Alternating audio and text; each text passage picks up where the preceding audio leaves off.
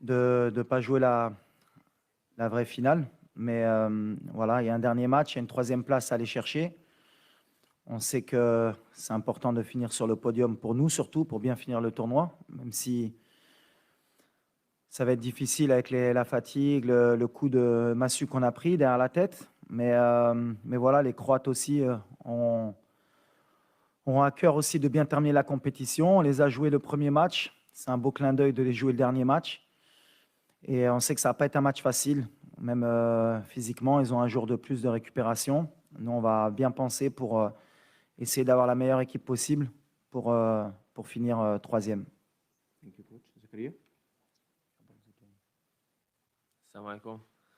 I think the last game was a good game from us, but it was difficult. I think the second half we were better. We had to score, but unfortunately it didn't happen. But I think we can be proud that we played like this against France, and now we focus on the third place.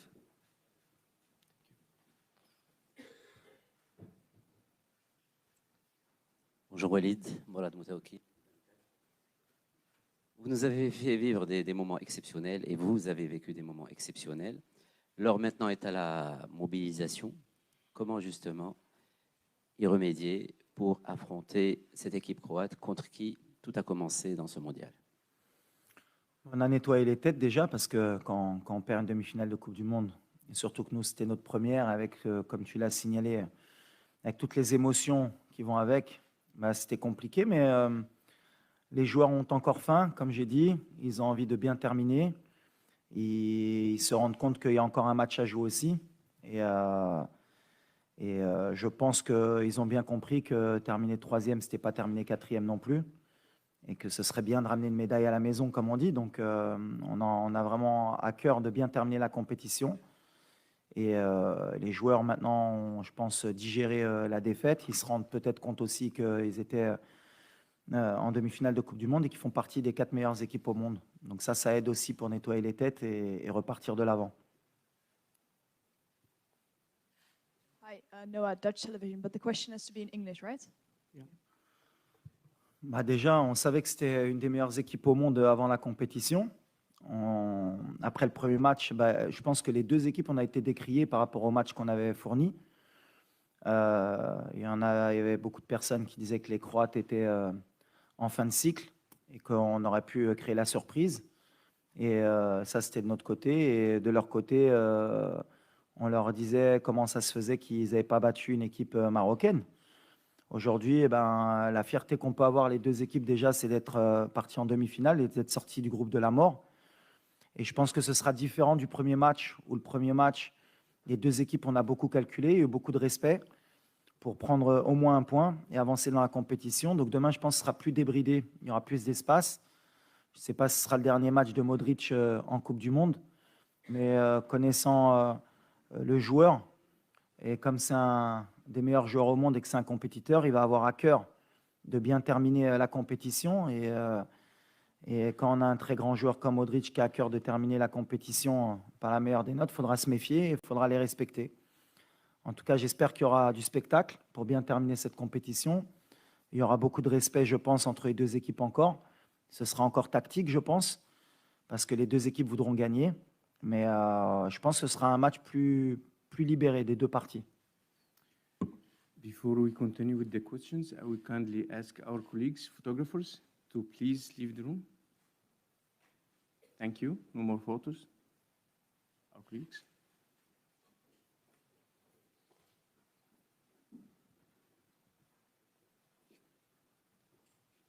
Good match to play because Motiver nos joueurs, on est en Coupe du Monde, on représente notre pays, chaque match est important, même un match amical pour nous, on veut le gagner pour nos supporters. Ensuite, l'objectif c'est la troisième place parce que plus on pousse le classement au maximum, c'est-à-dire si on finit troisième, eh ben, comme on aime avoir les records et comme on aime être les meilleurs, la prochaine équipe africaine qui voudra nous battre, eh ben forcément, ou il faudra qu'elle se fasse éliminer en demi-finale et qu'elle gagne le match de classement, ou qu'elle aille en finale. Donc comme ça, on poussera un peu plus les rêves des autres et pourquoi pas même les nôtres dans le futur. Donc on a un bel objectif. Si on peut finir troisième, ce sera extraordinaire. محمد امين متبار موقع اسبريس. عندي سؤالين وليد الا سمحتي. السؤال الاول، شنو الراي ديالك من بعد تقديم الجامعه الملكيه المغربيه لكره القدم شكايه رسميه لدى الاتحاد الدولي لكره القدم من بعد الاداء ديال الحكم المكسيكي في المباراه ديال فرنسا؟ السؤال الثاني مباشره من بعد الخساره امام المنتخب الفرنسي، يعني كنسمعوا في وسائل الاعلام نهايه قصه المنتخب المغربي في المونديال، واش هذا الشيء ما غيأثرش على تركيز المجموعه باش ناخذوا لا 3 بلاص؟ ميرسي. Là, la fédération a fait ce qu'elle devait faire. On n'oublie pas que la France a fait pareil avec la Tunisie alors qu'elle était qualifiée. Quand il y a une erreur d'arbitrage, ils ont signalé, comme toutes les fédérations font leur travail. Après, ça enlève en rien la qualification de la France. Mais voilà, quand il y a des erreurs d'arbitrage, c'est bien de le signaler. Surtout, s'il y a erreur, c'est aussi d'avoir donné un jaune à Sofiane Bouffal. Après, voilà, est-ce que si le penalty avait été sifflé, est-ce qu'on serait qualifié pour la finale? C'est que de l'extrapolation, mais en tout cas, il y avait penalty, il faut le signaler, comme toutes les fédérations ont fait. Et la France, de son côté, dans un match qui était que de qualification, ils étaient qualifiés. Et ils sont pleins pour gagner pour ne pas perdre le match de la Tunisie.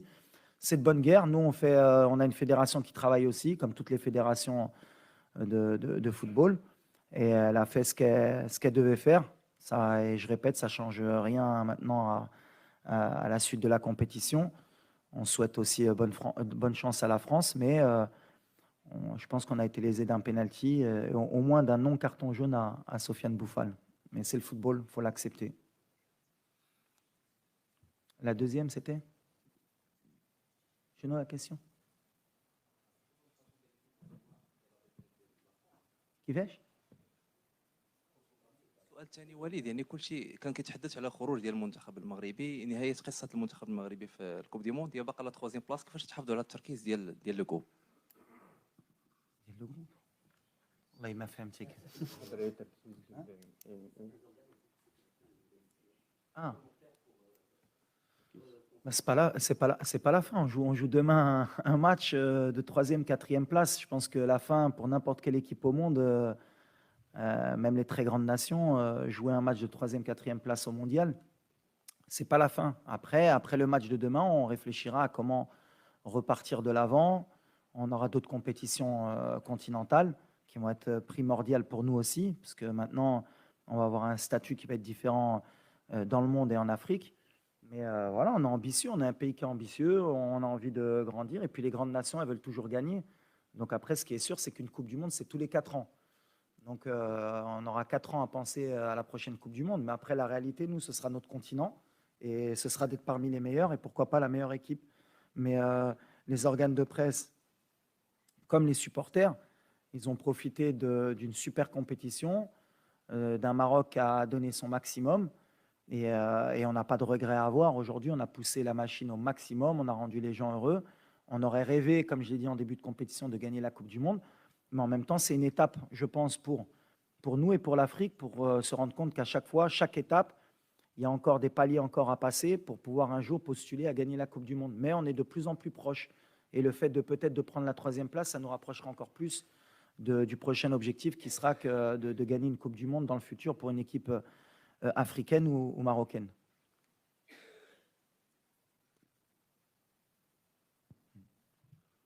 Alors, mes déclarations sur quoi? Sur l'effectif? Ask the question also.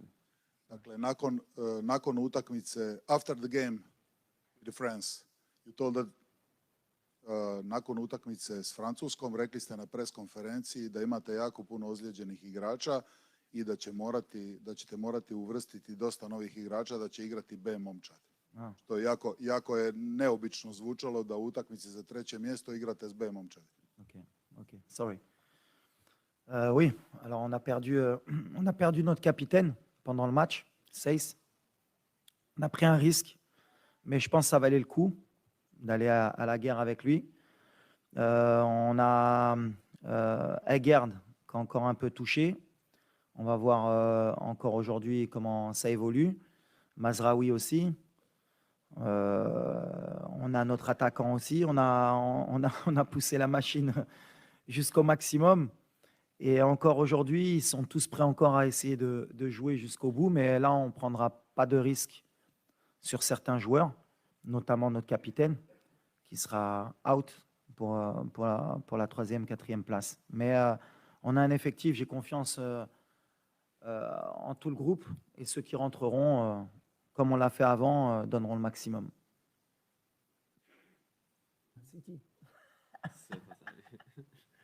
You forget the question.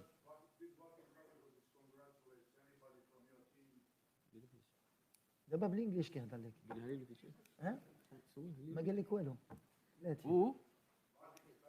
اه Oh. No. I didn't speak with him.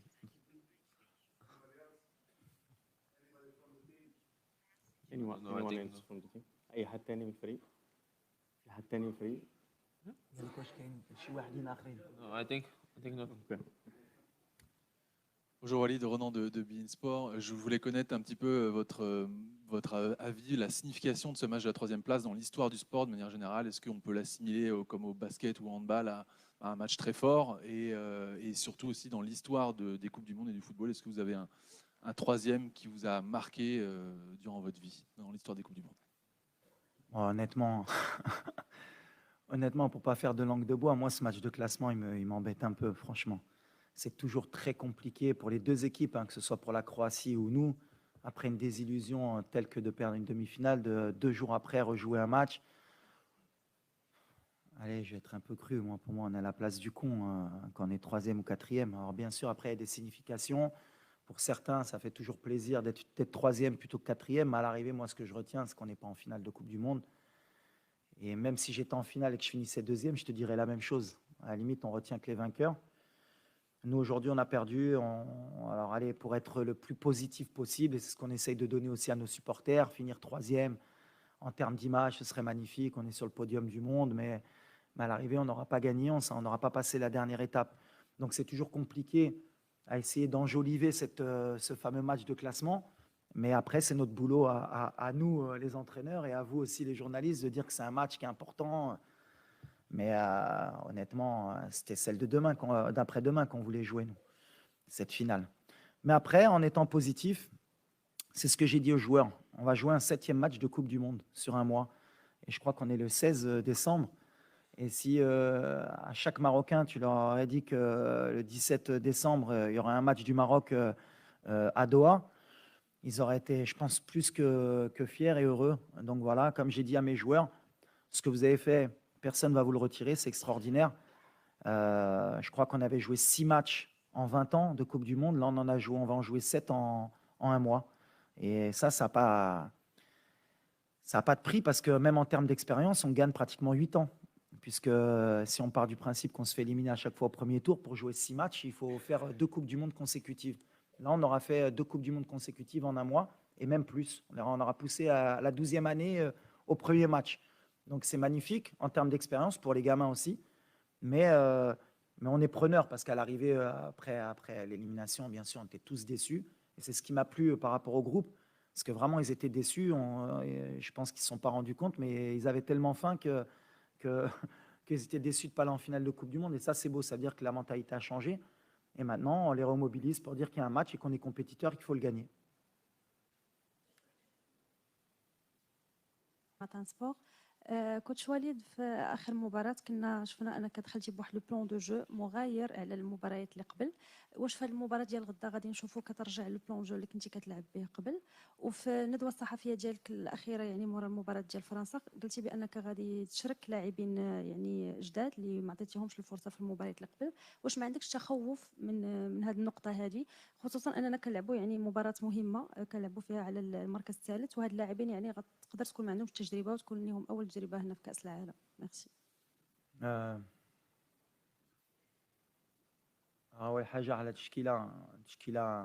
C'est vrai que beaucoup de personnes ont parlé sur le système de jeu. Moi, à chaque fois, en tant que technicien, j'aime bien un peu débattre justement de ce côté-là. Jouer à 5, jouer à 4. Je l'ai dit dès le début de la compétition que le système de jeu, ce n'était pas important, c'était l'animation de ce qu'on en fait.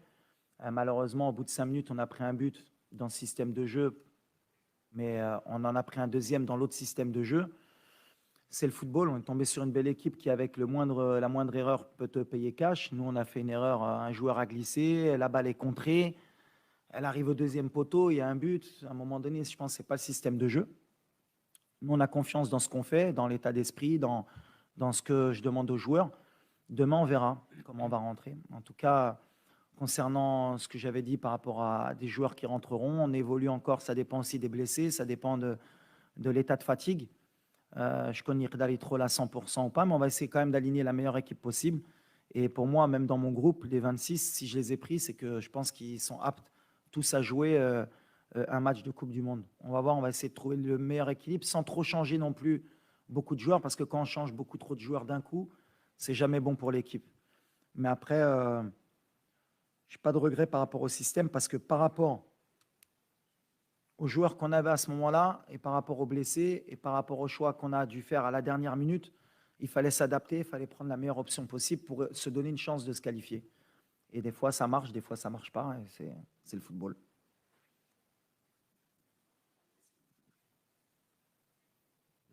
I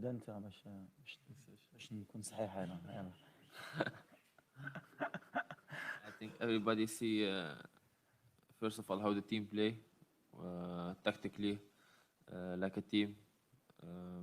Also when players come in, you see the difference. It's not like if you don't start, you're angry. Everybody want to win. So everybody want the best for the team.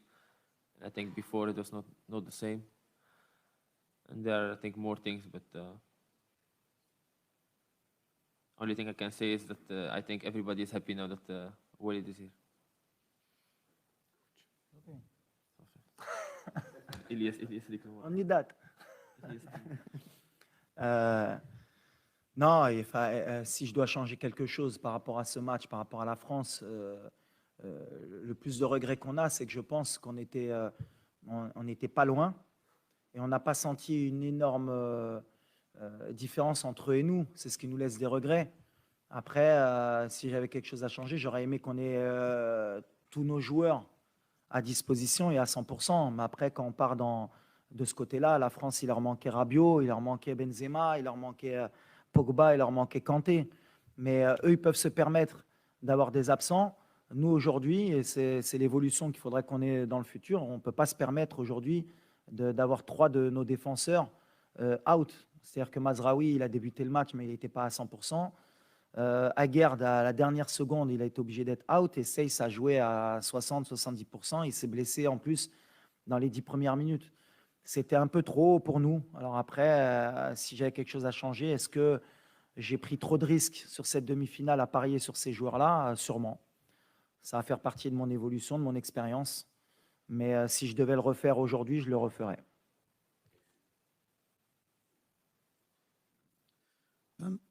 Coach, j'ai 2 petites questions. La première, comment avez-vous passé la soirée après cette élimination? Et la deuxième question, je sais bien que vous n'aimez pas le mot revanche. Vous avez joué l'Espagne et le Portugal en 2018. Vous les avez rejoués cette fois, vous les avez gagnés et éliminés. Là, vous allez rejouer contre la Croatie. Est-ce que c'est toujours un match revanchard pour votre équipe au moins? Merci.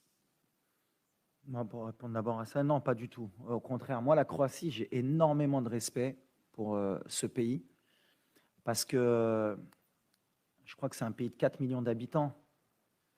Quand on voit les joueurs de talent qu'ils arrivent à sortir, l'esprit d'équipe aussi qu'ils arrivent à ressortir, je trouve que c'est extraordinaire. Alors en même temps, c'est un exemple pour nous, même si nous, on est, je pense, pratiquement 6 ou 7 fois plus d'habitants.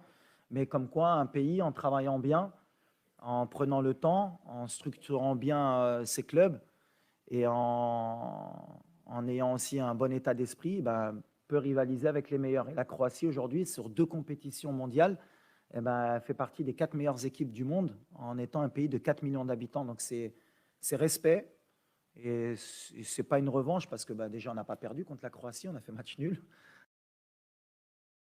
Ça nous pousse à justement avoir entre le premier match et ce match-là, est-ce qu'on a progressé? Est-ce qu'on a passé un cap aussi? Est-ce qu'on est capable de les battre pour voir si on peut être meilleur qu'eux? Mais Mais moi, honnêtement, sur le premier match, Modric, je lui tire mon chapeau. C'est un joueur extraordinaire. Et ce qu'il fait à 37 ans, c'est monumental. Vraiment. Et s'il y avait quelqu'un qui doutait de pourquoi Modric a eu un ballon d'or dans sa carrière, aujourd'hui, il n'y a aucun doute. Il le mérite et heureusement qu'il l'ait pris dans sa carrière. En tout cas, nous, non, ce n'est pas une revanche du tout. On ne prend pas les matchs comme des revanches, on les prend comme des challenges. Aujourd'hui, le challenge de battre l'Espagne et le Portugal, c'était de montrer qu'entre 2018 et 2022, le Maroc avait passé un cap. Et aujourd'hui, je pense qu'on a passé un cap. Et pour la prochaine Coupe du Monde, si on a la chance d'être présent et de se qualifier, eh ben, si on doit rencontrer la France ou une autre équipe, ce sera de montrer qu'on a passé un cap encore. Et c'est comme ça qu'on évolue. La première, c'était c'est pour ça que je suis encore. Moi, je suis un compétiteur. J'ai toujours pas avalé encore la défaite. Vous allez me prendre encore pour un fou, mais je pensais vraiment qu'on pouvait gagner la Coupe du Monde après être passé contre le Portugal. Et encore plus avec la physionomie du match contre la France, avec tous nos absents, j'ai encore plus de regrets. Mais après, la réalité, elle me rattrape. Je me dis que c'est la France. Je me dis que c'est comme ça qu'ils gagnent leur match et ils ne les gagnent pas par hasard. Donc à chaque fois, je pense que n'importe quel pays, quand ils jouent la France, ils pensent qu'ils ne sont pas loin. Mais ce petit truc de se dire qu'on n'est pas loin, je pense qu'on est encore loin. Et ils savent comment gagner ces matchs-là. Et nous, on va apprendre de ce match pour l'avenir. Et on prendra aussi exemple sur ce genre de match pour le futur. Mais c'est là où ils vous laissent à chaque fois ce goût amer, c'est que vous sentez que vous n'êtes pas loin, mais à l'arrivée, vous êtes éliminé. Il faut l'accepter. Et aujourd'hui, on est déçus parce que l'engouement qu'il y avait derrière cette équipe, même le peuple s'est mis à rêver, tout le monde s'est mis à rêver. Et quand vous coupez le rêve de quelqu'un, bah forcément, on est déçu pour notre pays. Mais après le match de demain, Inch'Allah, on va repartir au combat et puis on se rendra compte quand on regardera derrière nous qu'on a fait quelque chose d'extraordinaire.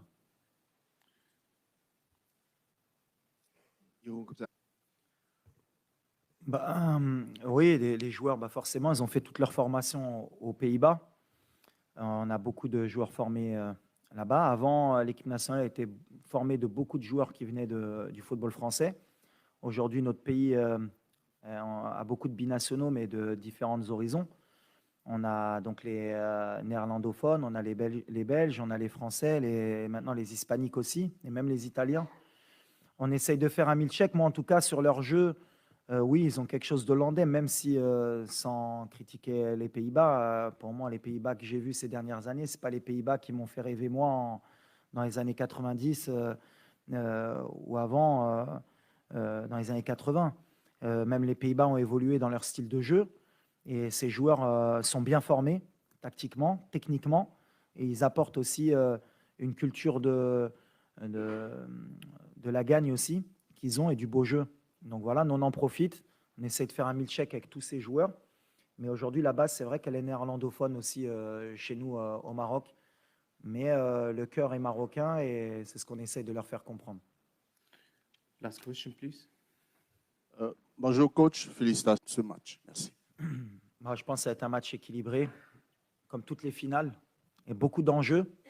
Non seulement il y a le trophée majeur, mais il y a le trophée de meilleur joueur aussi, meilleur entraîneur, même si je pense que pour Deschamps, il a montré sur les 10 dernières années en sélection que c'était le meilleur sélectionneur du monde. Donc il n'y a pas de débat. Ensuite, pour Mbappé aussi, parce que voilà, il a peut-être le meilleur joueur, un des meilleurs joueurs de l'histoire en face de lui. Et si un jour il veut peut-être le détrôner, c'est l'opportunité pour lui, avec 2 Coupes du Monde déjà, il aura mis la barre très très haute. Donc voilà, ça va être un match super intéressant. J'espère que ce ne sera pas trop fermé et que le meilleur gagne, même si mon cœur, forcément, il penchera plus pour la France puisque j'ai grandi en France. Donc voilà, mais avec beaucoup de respect pour les Argentins, puisque l'entraîneur, c'est un entraîneur avec qui j'ai joué dans ma carrière, donc lui aussi, je lui souhaite du bien, et j'espère aussi que pour lui, ce sera une belle finale. Donc voilà, le cœur, il balance, mais l'objectif, c'est de voir un bon match de football, que le meilleur gagne, et on verra qui écrira l'histoire. En tout cas, voilà, comme tu as dit, il y a beaucoup de choses qui se jouent, la 3e étoile pour les 2 pays.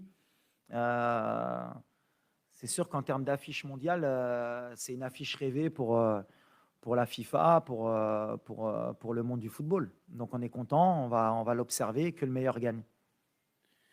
Coach Walid Regragui and Zakaria Boukhal, player number 14. Thank you. Thank you, merci beaucoup. Thank you.